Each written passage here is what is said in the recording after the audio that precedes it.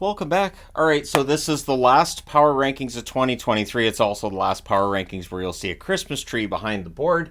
Teams 1 through 32 back to the puck board this week. I thought about not using the puck board, and I thought, people are going to get mad. So, anyways, 1 through 32, let's go ahead and get started. Number 32 this week,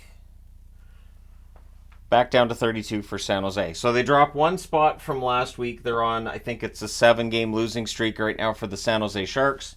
They're right back at the bottom of the board, and I'm not entirely surprised, but I don't think San Jose fans will be either. There's times where I'm kind of nervous that I'm going to put a team up at 32 and fans might get upset. I'm not all that worried with San Jose with the way things have been going for them recently. Number 31, moving up one spot from last week, Chicago Blackhawks. So the Chicago Blackhawks, a decent week for them again, comparatively speaking with other weeks. They end up moving up one spot. They have Dallas again tomorrow, so we'll see what they do against Dallas tomorrow. That could be a very interesting game for the Chicago Blackhawks. And so, yeah, they move up one spot from last week. Number 30, same spot as last week, the Anaheim Ducks. So this is where you start getting into the fact that, there was the 3 days off. There aren't as many games that were played, although there was the 14-game night, 9 yesterday, 9 today. But there are some teams that haven't moved that much. There's 1, 2, 3, 4, 5, 6, 6 teams that didn't move this week. And then there's some as well that only moved one spot. And Anaheim stays in the same spot. It does feel like these are the 3 bottom teams. And it might be a while before anybody drops below them. That being said, the team that's 29th might. The team that's 29th, same spot as last week as well, and that's Columbus. Now, they did get the win over Toronto, and then they had the loss tonight against Buffalo. They're getting into overtime. So you get into extra time, you do get that point. But for Columbus, they're not winning with enough regularity for me to move them up past 29th on the board. And what else held them back is the team that's sitting in 28th. Because the team that's in 28th beat them tonight, and that's Buffalo. So I couldn't very well have them ahead of Buffalo, who stay in the same spot as last week as well. So in the event Columbus had beaten Buffalo, I would have swapped places between the two, but that doesn't end up needing to be the case. At the very least, when these teams played each other tonight, it wasn't the bonkers, ridiculous score that we had the last time they played against each other. It's the only concern I had when I decided not to give that game its own board and its own video. But yeah, they stay in the same spot. I know, boring. This is something that does tend to happen as the season goes along. A lot of teams are kind of not necessarily entrenched, but they're in a spot where I feel like, that's about where they belong. Number 27, another example of this. Same spot as last week, the Ottawa Senators. So the Sens don't move up, they don't move down. 13 and 18 on the season, and tomorrow they are at home against Buffalo. So it's the battle for 27th on the power rankings board. So that's something, right? That's something to fight for. At any rate, the Ottawa Senators, watching as every week their playoff hopes become far, far less likely. And I feel bad for Sens fans because really we've got some misery with the fans in this row right now. San Jose really stands out to me. Chicago's got 3 Stanley Cups, far too recent for me to mention them in that vein. But Anaheim, Columbus, Buffalo, Ottawa, these are all teams that would have been looking for better results than what we've had so far this season. Which brings us up to number 26. There's movement here, dropping one spot from last week, Calgary. So the Flames remain in the bottom row and actually drop one spot from where they were last week. I don't know how you fix Calgary. I do feel like they're going to have to probably sell off Lindholm and Hanifin. I don't know how much they're going to get for them. You won't see speculation videos on my channel of what everybody's worth because we never really know. The market hasn't been set yet. So the market should get set, I would think, over the next month, maybe the next 3 weeks. But for the Flames, it really is a difficult task to make the playoffs for them right now. I'm not writing them off necessarily, but they've got to string some wins together. Number 25, dropping one spot from last week as well, the Montreal Canadiens. So Montreal has been lingering in this area of the board for a while. And again, they lose that game against Florida. They're competitive. They stay in games. They play over their head a little bit. They get really good goaltending. I think their defense is underrated, but they're undermanned against teams like Florida and like a lot of the teams in the East. So while they're 15-15-5, that's a respectable record. I don't expect them to be in the playoffs, but they end up being 500 this year. I think most Montreal fans will be happy with that. Number 24, moving up 2 spots from last week. Seattle. Seattle gets out of the bottom row. So for the Seattle Kraken, a decent week for them. They're back to NHL 500 now.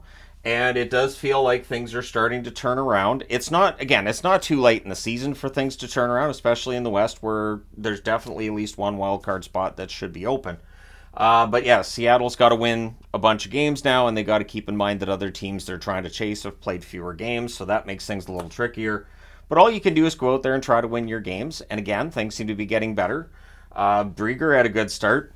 Why not give Drieger another start? I hope he gets another start soon because, yeah, you look good. So is Joey Decord when he's had a chance to play lately.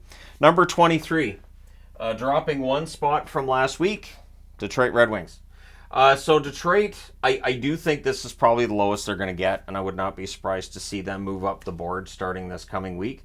I still think they're underachieving. I think they're a better team than what their record's been over their last 10, 11 games. Tomorrow they're at home against Boston. They've already beaten Boston a couple of times. I would not be surprised to see them score the upset victory over Boston, although the fact they've won 2 out of 3 means it won't be seen quite as much as an upset, will it? Plus, Boston played today against New Jersey, so again, we'll see, but I have Detroit 23rd on the board this week. Number 22, moving up 1 spot from last week, the Blues. So the Blues just move up the 1 spot. They just flip spaces with the Detroit Red Wings this week. St. Louis is in the mix for that wild card spot as well. I don't know if St. Louis is going to end up staying above the playoff line or staying above the playoff line, but they do have that chance. There's a good team there. And Hofer and Binnington give them really good goaltending. So that's really a big part of the storyline there. Again, I thought Hofer was good tonight. I didn't think he cost them the game. He's had some starts. He's definitely pushing his way into the conversation for. I'm not saying he pushes Binnington out of the starting role, but could I see them alternating the 2 in net? I could. And then you're saving Binnington and keeping him fresh for later in the season. I think it can work because we've seen Binnington get overworked in previous seasons. So yeah, St. Louis probably a team to watch, but for this week they only move up to 1 spot. Number 21, same spot as last week.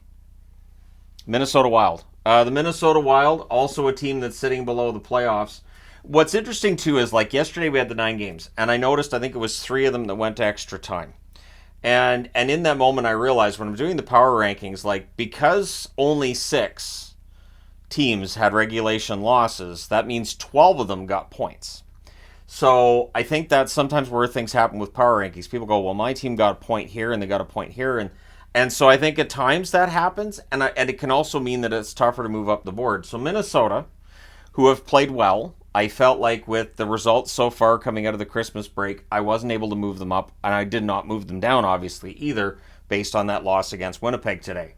So for Minnesota, I'm fine with them being at 21st. I understand there's going to be people who don't like them at 21st, feel they should be higher, but I did not see a team above them that I felt like I could move them past. That being said, the team that's in 20th, it could happen. Moving down 4 spots is Tampa. Tampa has been one of the more all-over-the-place teams this year on the power rankings, where they'll move up, they'll move down, and it's just dramatic moves up and moves down. Tonight, I thought they outplayed the Rangers in parts, but the Rangers end up getting that 5-1 win. That's their second straight 5-1 win coming out of the Christmas break. So for Tampa, that's a tough loss, and it's a loss at home. And so, yeah, they end up dropping down to 20th on the board this week. Would I be surprised if they're back in the top 16 next week? Not really, no. Although there's not a ton of games this upcoming week. I know we just have the one on New Year's, so there could be less movement on the board because obviously if there's less games being played, I'm not going to be moving teams up and down the board like that. Number 19, same spot as last week. Pittsburgh. The Penguins stay in the same spot. Again, they're a team that's sitting below the playoff line, but they're getting points here and there. I've said recently, and I'll say it again here, some really good teams I think are going to miss the playoffs. We're going to see some teams miss the playoffs that are actually pretty good teams. Pittsburgh could end up being one of those teams. It is going to be difficult to make the playoffs in the NHL. I'm really looking forward to seeing how the rest of the season plays out. But I kind of feel bad for the Pens because I don't think they're playing bad. But again, it's a matter of who do you move past on the board. Number 18, a team that moved up this week. The Coyotes moved up 2 spots to number 18. Impressive, that comeback victory against Colorado Avalanche. As frustrating as I'm sure that was for Avs fans, I viewed it as a huge comeback for Arizona, understanding they need victories. And Arizona's been good at achieving those victories in recent weeks. Arizona's playing tomorrow, I do believe. No, they're actually not. Nope. I thought they were. Anyways, Arizona, 18th on the board this week, and could be back in the top 16 next week. Providing they play enough games and get enough wins to get there. But Arizona's a team to keep an eye on in the second half of the season, because if they're able to continue to have these comebacks, if they're able to continue to play the way they've been playing, they should be a playoff team. And I don't think they would be an easy out in the playoffs. Number 17, moving up 1 spot from last week, the Devils. The Devils, what hurt them was the loss tonight against the Boston Bruins. That prevented them from being in the top 16 on tonight's power rankings. But they're close. Obviously, they move up the 1 spot. I don't read too much into losing against Boston. Boston has been playing half asleep for a while, so it's nice to see them starting to wake up and starting to play like the Bruins again. And tonight, New Jersey was on the other end of that. So, and it was in Boston.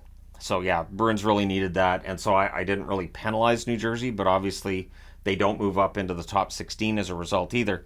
Number 16 on the board, dropping 4 spots from last week, the Washington Capitals. The Caps are on the verge of dropping out of the top 16. They did get the point tonight against Nashville, and Ovechkin got a goal, so now he's, I think it's 65 behind Gretzky's all-time record. Like, it's not impossible he's going to get there, but if he ends up with 20 goals this year, it's not going to be easy either. So the Capitals dropped to 16th. They need to be able to score more goals. Maybe when Pacioretty's in the lineup, that will help. But we'll see. The Capitals right now, a team that are still getting their points. They're still in the running for a playoff spot. But again, the East is going to be very, very difficult. How will it work out in the second half of the season for them? Number 15, dropping 1 spot from last week. I went back and forth on where they would be, and I dropped in 1 spot. Nashville.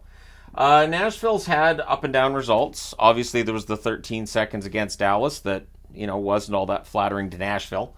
It's just closing out a game, right? And it happens. They're not the first team this season that's happened to, and they won't be the last, to lose a lead late in the game. I'm not talking about those final 13 seconds. That's an unusual situation to be sure. Tonight against Washington, they end up getting the extra point in the shootout. I did think they outplayed Washington in large stretches, but Hunter Shepard was very good. So Nashville ends up 15th on the board, just dropped the 1 spot from last week. Number 14, moving up 3 spots from last week. 3. The Oilers. The Oilers are back in the top 16, so moving up 3 spots to 14 on the board. That's the highest they've been in a while. So for Edmonton, it does feel like they're trending towards playoffs. This means that there's a wild card team that's going to get knocked out in all likelihood. They're not in a position yet to challenge the top 3 in the division. Would I be surprised if they did? Not really. No, they've won 4 in a row, and they've looked pretty good. I thought they were really good in the game tonight outside of the first period. If they had started the game the way they played the second and third period, we wouldn't have needed overtime or a shootout. So the Oilers, I think, have things going pretty well in their favor right now. It's just a matter of needing some teams ahead of them to get some more losses, and then they can jump right into a playoff spot. Number 13, same spot as last week. New York Islanders. The Islanders, I didn't really penalize them for that loss against Pittsburgh.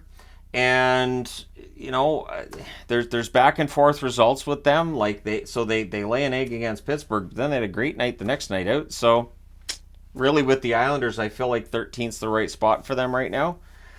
It's a shame Sorokin didn't get the shutout last night, but these things happen. At any rate, yeah, the Islanders at 13th on the board. They definitely look like they're going to be a playoff team right now. We know they're not going to be an easy out because they have Sorokin in net. That guarantees you're not going to have an easy out when you're playing against the New York Islanders. Number 12, moving up 3 spots from last week, Boston. So the Bruins not playing consistently at the level I'd like to see them play right now, but they are definitely moving back up the board. So there's the possibility they end up in the top row next week. They are, as I said, in Detroit tomorrow. We'll see how that goes. It's an early start too. It's 6 o'clock, 5 o'clock Eastern, 2 o'clock Pacific. So it's not a full 24-hour turnaround. This could be a good game for Detroit. It could be a tough game for Boston. They could be tired. But at any rate, yeah, they're playing much better.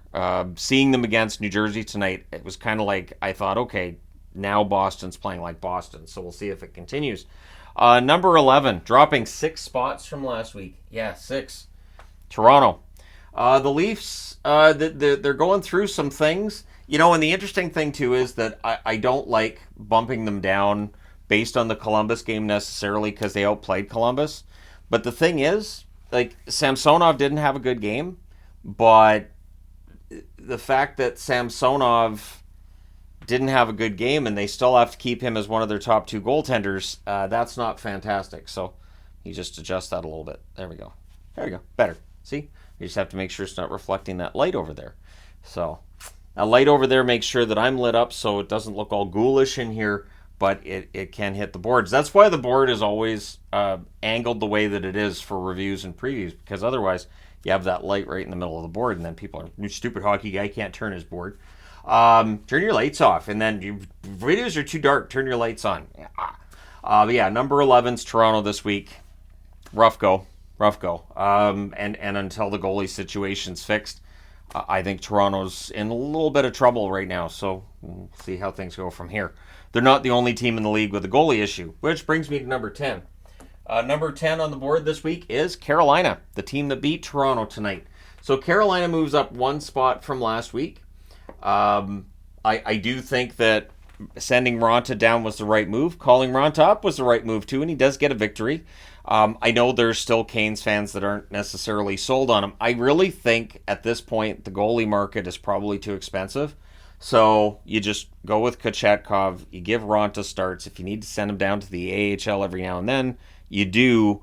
But really for Carolina, I think they're trying to nurse this until Anderson's ready to go. And I'm aware Anderson's not ready to come back anytime soon.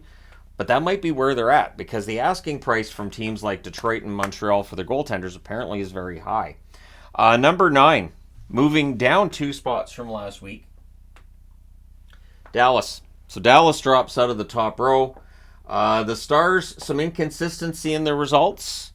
I understand they're 7-2-1 in their last 10. I want to see a little more consistency, though, from the Dallas Stars.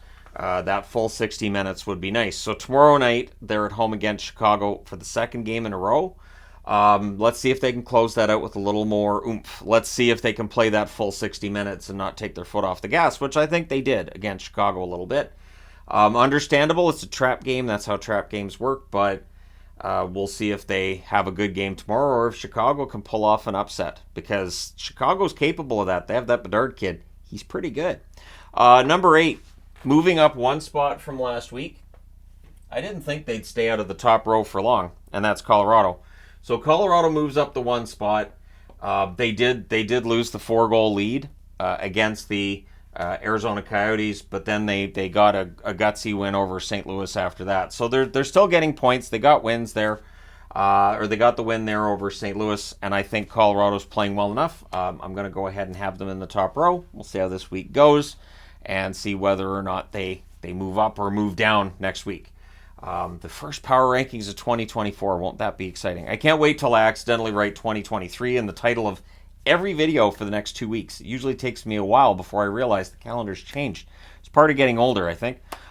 So number 7 on the board, moving up 3 spots from last week, Florida. The Florida Panthers had a good week, and so they moved back into the top row.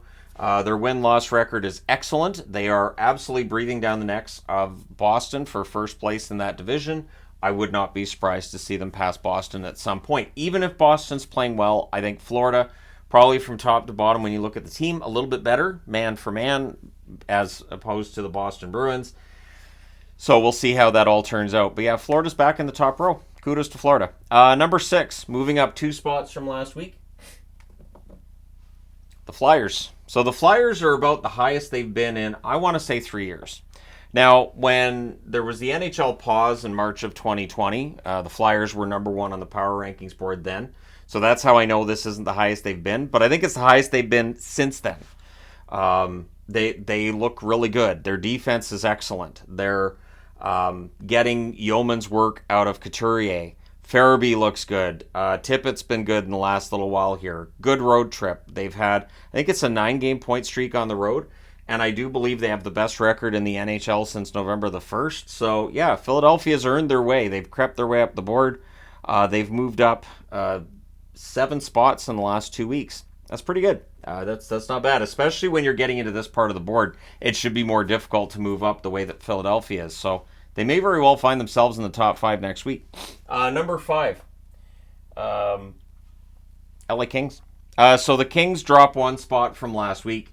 The Kings had the 2-goal lead against Edmonton. Edmonton came out and played a really good game, and LA didn't really match their energy. Although the hits were there, the offense wasn't as strong as Edmonton's after that first period. I'm not saying LA played badly. They did not.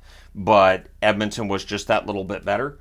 And so for the Kings, it's still this odd thing where on the road, they're almost unstoppable, and at home, it's not the case. So it does hurt LA overall. If LA was playing as well at home as they do on the road, they'd easily be number 1 on this board every week. Number 4, moving up 2 spots from last week, the Vegas Golden Knights. So Vegas, they're back on it. They're doing well. I'm not overly surprised to see that the Vegas Golden Knights should, by the end of the year, probably still be first in the Pacific. I'm saying that even though I know Vancouver's there right now and everything, and Vancouver hasn't shown up yet. But just looking at the Vegas Golden Knights roster, the fact that they're going to get Adin Hill back at some point and he'll stay healthy, fingers crossed. Vegas absolutely should end up being the team that wins that division. It's not like they're that far off. The Vegas Golden Knights, really, really solid numbers from them so far this year, considering we waited for a Stanley Cup hangover. That hasn't really happened. Number 3, and dropping 1 spot from last week, Vancouver. All right, so the Vancouver Canucks, it's well known this is the team I cheer for, or the team I don't, depending on which Canuck fans you talk to. I've had comments that I should smile when I talk about, which is weird, because if I smile when I talk about one team and I don't when I talk about all the rest, and I'm not a smiley person. My entire life, I've had people telling me I should smile more. My entire life, I've been told I look grumpy all the time. It's just, like Bear, my cat Bear, I don't think she has a naturally grumpy face. I think she just looks at mine and thinks that's how I'm supposed to look. So it's my fault she looks grumpy. It's just how I look. It's just that's always been the thing. So I think fans read into my body language where there's nothing there. And obviously when a camera's rolling, when I know I'm talking to all you fine people on the internet, I'm going to be different as a hockey fan than I am when the camera's not on. I learned that very early on in the channel, that I had to have a certain persona when I'm doing videos, and I can just do whatever I want when I'm not. Well, I mean, I don't want the police to show up, but I can do anything legal that I want, which involves sometimes swearing and yelling and hooting and hollering and dancing around. I'm not going to do that in videos. I don't know why people, because here's the thing. So the Canucks are third, right? They're playing really well. So if I did dance around, yeah, they won, look at them, they're the best. What do you think that clip would do over the coming months when the Canucks have rough nights? So that's something I've learned over the years too. You got to watch what ends up becoming gifs. There are various gifs of me on the internet that I've seen that made me go, oh, okay. And so that's why I've stopped being quite as animated as I was in videos before, because almost anything gets clipped and put into a gif, and it's like, oh, okay, yeah, no. All right, point taken. So Vancouver's third on the board. For people who want them higher, I apologize. For people who want them lower, I apologize to you as well. I think third's the right spot. I'm not panicky about the loss against Philly, but I couldn't justify moving them up either. Number 2, and dropping 1 spot from last week, the Jets. So the Jets are still playing some of the best hockey in the league right now. That win tonight, this afternoon against Minnesota, that was impressive. And now they get to go to Minnesota and try to win 2 in a row in 2 days against the same team, which is never easy, no matter who that opponent is. But the Wild are going to be itching for a little measure of revenge. I've already seen all the nasty comments. I'm going to say this. The game tomorrow, there's going to be physicality. There's probably going to be a fight or two. But all the dirty stuff that people want to see in the game, this is a really important game in the standings for both teams. I don't think that's going to happen. We've had so many occasions where people are expecting this big brawl, this big dust up, but the players don't really have an interest in that. They want to go out and win the game. And then in the event that this game was, let's say it's 7-1 for either Winnipeg or Minnesota, then all bets are off, right?